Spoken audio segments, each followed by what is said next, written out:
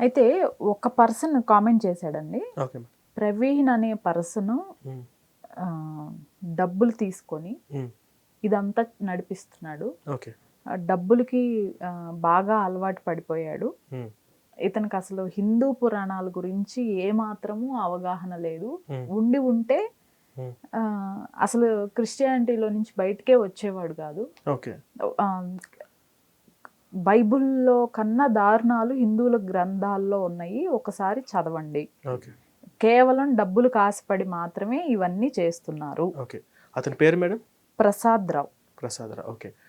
నేను ఫస్ట్ ఈ ఎక్స్‌క్రిస్టియన్ ఛానెల్ పెట్టి ఇప్పటికి 3 ఇయర్స్ అవుతుంది.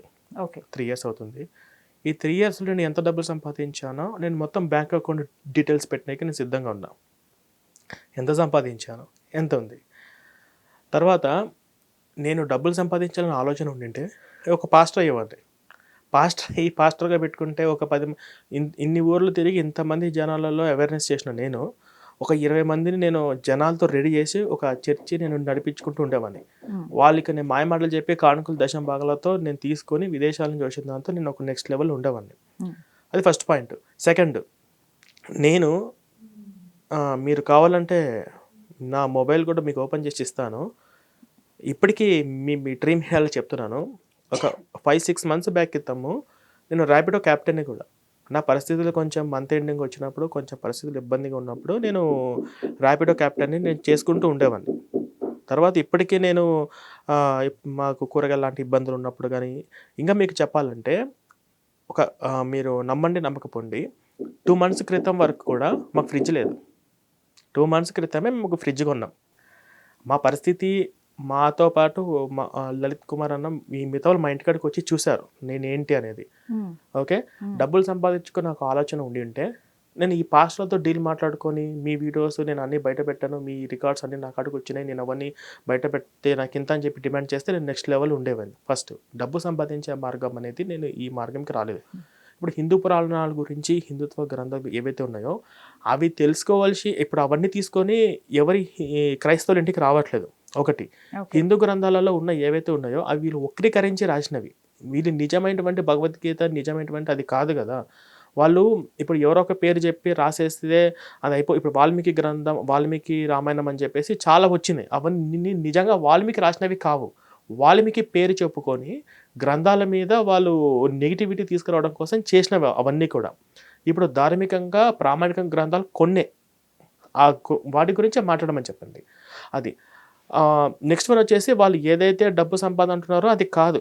హ్మ్. నేను నా బ్యాంక్ అకౌంట్ డీటెయిల్స్ మొత్తం నేను పెట్టడానికి సిద్ధంగానే ఉన్నాను. హ్మ్. అది. ఈ హిందూ గ్రంథం నాకు తెలియదంటే నాకు నిజంగానే హిందూ గ్రంథాల గురించి తెలియదంటే నాకు కొంతవరకు తెలుసు. నేను తెలుసుకునే ప్రయత్నం చేస్తున్నాను. ఇప్పుడు హిందూ గ్రంథాలలో వాళ్ళు హిందువులుగా మార్చే ఉద్దేశ్యం నాది కాదు. హిందువులుగా మార్చే ఉద్దేశ్యం నాకుంటే నేను ఈ టైటిల్ నేను పెట్టను. ఈ లోగో నేను పెట్టుకోను. నేను రైట్. ఒకవేళ హిందూ జాగ్రత్త నా హిందుత్వం సంబంధించి నేను ఏదన్నా నా ఛానల్ నేమ్ పెట్టుకున్నా గూడా నాకు చాలామంది సబ్‌స్క్రైబర్స్ వచ్చేవాళ్ళు. క్రిస్టియన్ పేరు నచ్చక నాకు అన్‌సబ్‌స్క్రైబ్ చేసిన వాళ్ళు చాలామంది ఉన్నారు. అలా నేను తెలియని వాళ్ళు గూడా చాలామంది ఉన్నారు హిందువులలో. హ్మ్. నేను అంటే ఎందుకంటే నేను ఏ కమ్యూనిటీ నుంచి వచ్చానో ఆ కమ్యూనిటీ వాళ్ళు ఏవైతే కోల్పోతున్నారో నేను గమనించానో అవి తెలుసుకోండి. నా నా కమ్యూనిటీ వాళ్ళు మేలుకోండి అని చెప్పేసి నేను ఈ పుస్తకం రాసాను. అది. అతను మీ పురాణాల్లో లెవ్వా అంటే ఫస్ట్ బైబిల్‌లో ఉన్నాయని చెప్పి ఒప్పుకున్నట్టే కదా! అతను బైబిల్ ఏవైతే ఉన్నాయో నేను చెప్పినవన్నీ ఒప్పుకున్నట్టా కాదా? మరి దాని మీద డిబేట్ చేద్దాం. నేను చెప్పినవి లేవని చెప్పండి. రైట్. అయితే హ్మ్. ఇంకొకరు కామెంట్ చేశారండి. ప్రసాద్ తన పేరు. హ్మ్. ఇక్కడ కొన్ని బ్యాడ్ వర్డ్స్ యూజ్ చేశాడు. అవి నేను చదవట్లేదు. ఓకే. ఒరేయ్ అన్న దగ్గర నుంచి స్టార్ట్ చేశాడు. హ్మ్. ఎవరురా మీరు? హ్మ్. మీరంతా దేశానికి పట్టిన ఇంకా సంథింగ్ సంథింగ్ రాసుకుంటూ వచ్చాడు. హ్మ్. అవన్నీ నేను చదవలేకపోతున్నాను. ఓకే. బైబిల్‌లో ఎక్కడో ఏదో ఒక వచనం తీసుకొని దాన్ని వక్రీకరిస్తున్నావు. హ్మ్. చదివితే మొత్తం ముందు నుంచి చదివి అర్థం చేసుకో. నువ్వు బైబిల్‌ని అర్థం చేసుకోలేదు. హ్మ్. ఒక వచనం ఒక వచనం తీసుకొని అర్థాన్ని మార్చేసి తప్పుగా చెప్తున్నావు. నేనదే చెప్తున్నా. బైబిల్ పూర్తిగా ముందు మీరు చదవండి. బైబిల్‌లో ఎక్కడో ఒక పనికొచ్చే 4, 5 వచనాలు తీసుకొని యెహోవా నా కాపరి అని చెప్పి మీరు రాస్తున్నారు. అసలు యెహోవా ఎవరు? యెహోవా మైండ్ సెట్ ఏందని చెప్పి మొత్తం చదివితే అర్థమవుతుంది. హ్మ్. తర్వాత నేను బైబిల్ మొత్తం క్షుణ్ణంగా పరిశీలించిన తర్వాతనే నేను పాస్టర్‌లతో డిబేట్ చేసే స్థాయికెళ్ళినప్పటికీ అసలు ఈ పుస్తకం రాశాను అంటే ఈ పుస్తకం నేను క్రిస్టియానిటీ అనేది ఇంత ఇంత ఉన్న దాంట్లో నేను ఇంత ధైర్యంగా ఎలా పుస్తకం రాయగలుగుతాను? నేను ప్రతి అంశం ఒకటికి 10 సార్లు చదవబట్టే కదా! నేను ఇప్పుడు ఈ 12 పేజీలు గల పుస్తకం మేము ఒక 8 నెలల పాటు రోజు 3, 4 గంటల పాటు బైబిల్ మొత్తం స్టడీ చేసి నేను రాసాను ఇది. ఓకే. ఎక్కడో ఒక వచనం పట్టుకున్నాను అనంటే, మరి ఆ వచనం నిజమా? అబద్ధమా?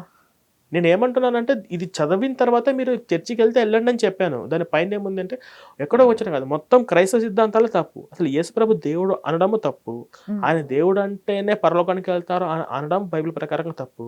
యేసుక్రీస్తు రెండవ రాకడ అనేదే తప్పు. ఇవన్నీ కూడా బైబిల్ మొత్తము పూర్తిగా పరిశీలించిన తర్వాతే నేను పుస్తకం రాసాను. ఓకే.